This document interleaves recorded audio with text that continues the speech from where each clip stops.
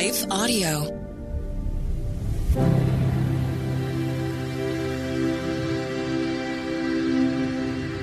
Hello. Thank you for listening to Your Daily Bible Verse, the podcast that examines one verse each day to learn more about God and His will for our lives. I'm your host, Kyle Norman. After a brief message from one of our sponsors, we will continue with today's verse.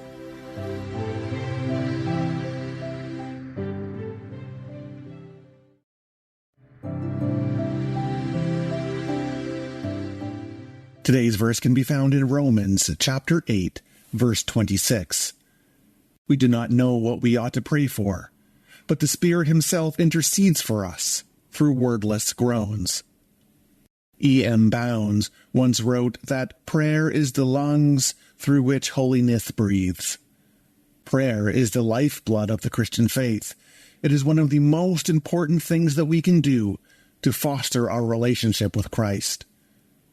But if prayer is so essential to our faith life, then why is it so hard at times? Have you ever felt dissatisfied with your prayers?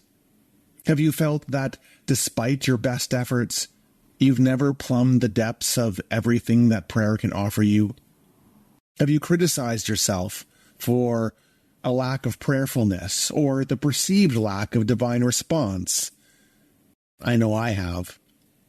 When I was in seminary, we were made to attend a service of prayer every morning. Before breakfast, we would all gather in the chapel. We were expected to gather every single day, rain or shine, snow or sun. During those times together, I struggled with the prayers. My mind would often wander. I struggled with my words. Even my silent prayers contained ums and ers and ahs. And then there were my doubts. Why didn't I hear a response? Why wasn't I prayerfully satisfied like everyone else? Why weren't my prayers as strong as the next person? Now, for many years, I condemned myself for these feelings. Although I loved prayer and would speak about my, quote, prayer life, secretly I felt I was describing something which I was only scratching the surface. At times, I'm sad to say, this dissatisfaction with my prayers actually drove me away from prayer, even as a pastor. I believe that my struggles proved that I was failing in my Christian life and in my prayers. What if that's not the case? Paul, in today's reading, reminds us that the Spirit is present in those places where our human capabilities run out. And so, could it be that our frustration in our prayer life is actually a sign of our deepening faith, not the absence of it? See, we can spend an exorbitant amount of time condemning ourselves for our frustrations, particularly when it comes to prayer. We tend to exalt others' abilities while condemning our own. But true prayer always begins with a sense of restlessness, a desire for more. Satisfaction in our prayer life is indicative of a stalled prayer life, because the Lord always calls us forward beyond the boundaries of our comforts.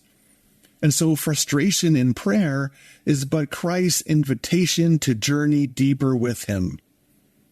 Prayerful frustrations indicate that the Holy Spirit works within us to move us towards deeper prayer experiences.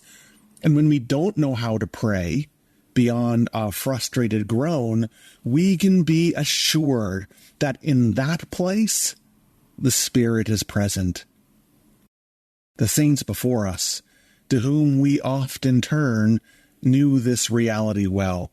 Their lessons on prayer, they didn't come from a point of mastery, but from the heart of desire, and from points of frustrations in their own lives. It's because they wrestled with things like wandering minds and worldly distractions that they were able to learn the deeper way of Christ. Frustration in prayer, it's not the same thing as casualness in prayer. Believing that the Spirit groans in the places where our capacity for prayer falls short, it doesn't give us the license to treat prayer superficially. To do so is to drift into a casual prayerlessness where we give a nod to prayer in form and action, but not in spirit. No, prayer must move past simply reading words on a page or reciting some memorized ditty, or even just sitting silent while our minds float off in a myriad of directions.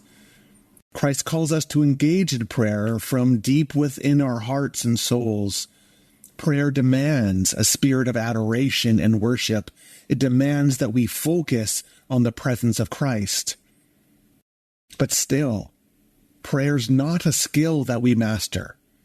We never get to the point where we've conquered the techniques of prayer. And yes, while there are people with the spiritual gift of prayer, such gifting never discounts times of frustration and groaning. This is because prayer always has to rely on the Spirit of Christ. And sometimes the way we reach out to Christ is far deeper than we can ever express in words or in thoughts. Countless Christians harbor an inward guilt over their prayer frustrations, believing that it equals to failing. But frustration speaks not of failure. Frustration speaks of your desire for the Lord. After all, we are never frustrated over something we find of no importance. And so we can trust that our desire for deeper prayer pleases the Lord. And thus, in some way, even if it is just in groanings, the Lord will respond. If you are listening this today and feeling dissatisfied with your prayer life, then please be comforted.